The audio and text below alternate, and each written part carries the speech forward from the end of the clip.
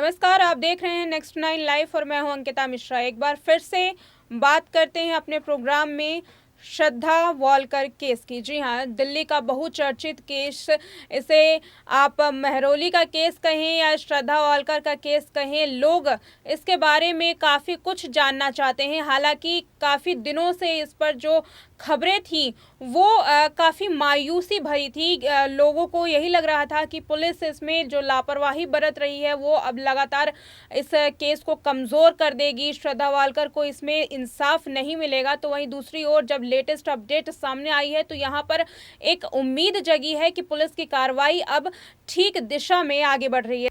Police को इस पूरे केस में कई अहम सुराग मिले हैं जिसके बिना पर आफताब पूनावाला को कड़ी से कड़ी सजा मिल सकती है। आपको बता दें कि इससे भी पहले जब आफताब पूनावाला की कोर्ट में पेशी की गई तो उसे न्यायिक हिरासत में भेज दिया गया 14 दिन की। वो न्यायिक हिरासत जल्द ही खत्म होने वाली है और इसी दौरान कई अहम सबूत मिले हैं।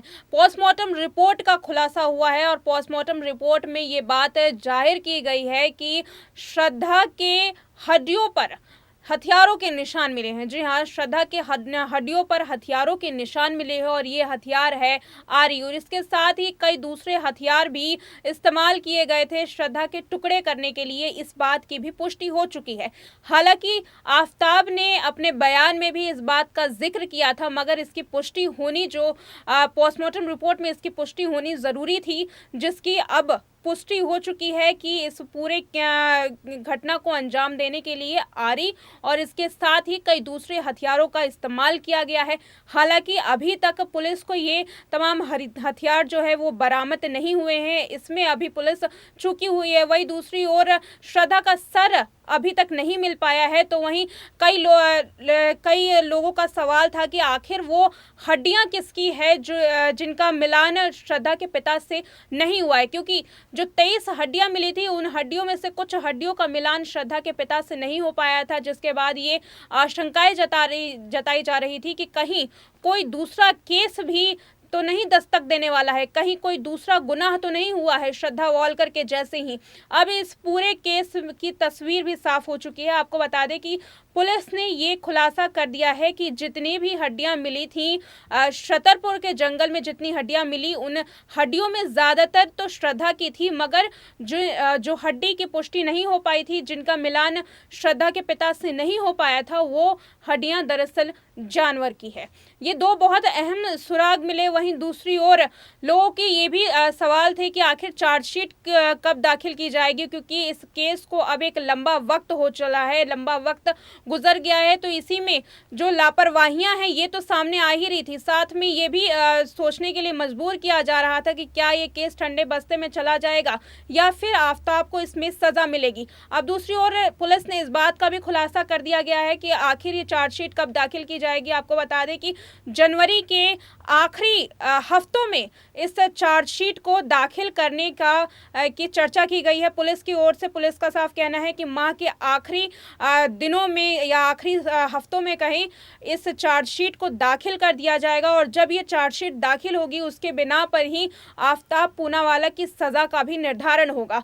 फिलहाल आफताब पूनावाला को जल्द ही कोर्ट में पेश किया जाएगा। इससे पहले आपको बता दें कि आफताब के पिता ने भी महाराष्ट्र सरकार से गुहार लगाई। महाराष्ट्र सरकार से उन्होंने अपनी बेटी के इंसाफ के लिए गुहार लगाई थी। तो वहीं दोनों, दिल्ली की पुलिस और महाराष्ट्र की पुलिस, दोनों ही इस पूरे केस की जांच पड़ताल कर रहे थे, जिसमें अब ये खुलासा सामने आया है। दोनों ही पुलिस की कार्रवाई से, दोनों ही पुलिस की आपसी कार्रवाई से ये पूरा जो मामला है अब धीरे धीरे इसकी तस्वीर साफ होती जा रही है, और आगे के आने वाले दिनों में ऐसा संभावनाएं जताई जा रही हैं कि इस केस में कोई ठोस कदम उठाया जाएगा। पुलिस इसमें कोई ठोस सबूत ऐसा ढूंढ निकालेगी जो आफताब पूनावाला को किसी भी तरीके से बचने पे मजबूर कर दिया जाएगा। वहीं दूसरी ओर आपको बता दें कि आफताब पूनावाला लगातार पुलिस से अपनी मांगे उठा रहा है। पुलिस से वो कानूनी किताबों की मांग कर रहा है, पुलिस से वो अपने डेबिट क्रेडिट कार्ड की मांग कर रहा है।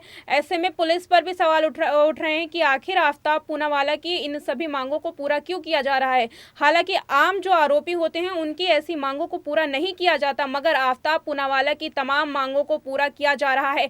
ऐसे में पुलिस आखिर आफ्ताब पूनावाला के हाथों की कठपुतली क्यों बनी हुई है, इस पर भी कई सवाल खड़े हो रहे हैं। वहीं दूसरी ओर देखना ये होगा कि आफ्ताब पूनावाला की आखिर मानसिक स्थिति क्या है, क्योंकि जब से लेकर के ये केस सामने आया तब से आफ्ताब पूनावाला के बयानों से ये लगता है कि आफ्ताब पूनावाला की मानसिक स्थिति जो है वो खराब होती नजर आ रही है, क्योंकि आमतौर पर जो आरोपी हैं उस अपने बयानों को नहीं देते हैं, अपने बयानों से वो लगातार जो है ये जाहिर करता हुआ नजर आ रहा है कि ये पूरा जो जुर्म है वो उसी ने किया है। इस बात पर भी गौर करना ज़रूरी है कि आरोपी क्या अपने जुर्म को कोर्ट तक कबूल रखता है या फिर कोर्ट में अपने कोई दूसरी साजिश रच देगा और इस पूरे बयान से वो पलट जाएगा, क्योंकि साफ तौर पर ये देखा जाता है कि कोई भी बयान अगर आप मीडिया के सामने देते हैं या पुलिस के सामने देते हैं तो उसका इतना मायना नहीं होता जितना कि कोर्ट में बयानों का मायना होता है। अगर आफ्ताब पूनावाला अपने बयानों से कोर्ट में पलट जाता है तो क्या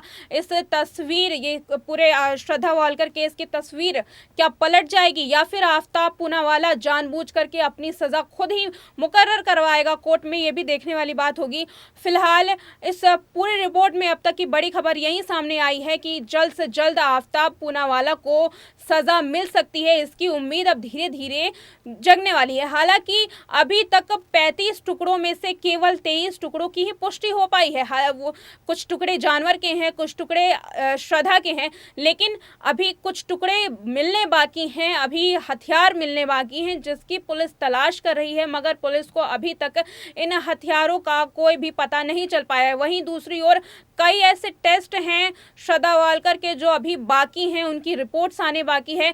अब देखना ये होगा कि अगर उनकी रिपोर्ट्स भी सामने आ जाती है तो क्या इस केस में कोई दूसरा बड़ा खुलासा हो सकता है या फिर इस केस को कमज़ोर करने के लिए आफ्ताब पूनावाला भी कोई साजिश रच रहा है। आखिर एक आरोपी जो जेल में बंद है, जिसके ऊपर एक जान लेने का आरोप है, आखिर वो कानूनी किताब को क्यों पढ़ना चाहता है? कहीं उसके दिमाग में किसी दूसरी साजिश की रचना तो नहीं हो रही? इस पे भी कई सवाल खड़े होने वाले हैं। अब देखना ही होगा कि कोर्ट इसे किस आधार पर मोड़ता है और क्या आफ्ताब पूनावाला को कड़ी से कड़ी सजा मिल पाती है। फिलहाल आपको क्या लगता है आफ्ताब पूनावाला के इस पूरे ड्रामे पर कहें या फिर उसकी मांग को लेकर के और पुलिस की कार्रवाई पर भी आप क्या कहेंगे? कमेंट सेक्शन में अपनी राय जरूर दें। देखते रहें नेक्स्ट 9 लाइव।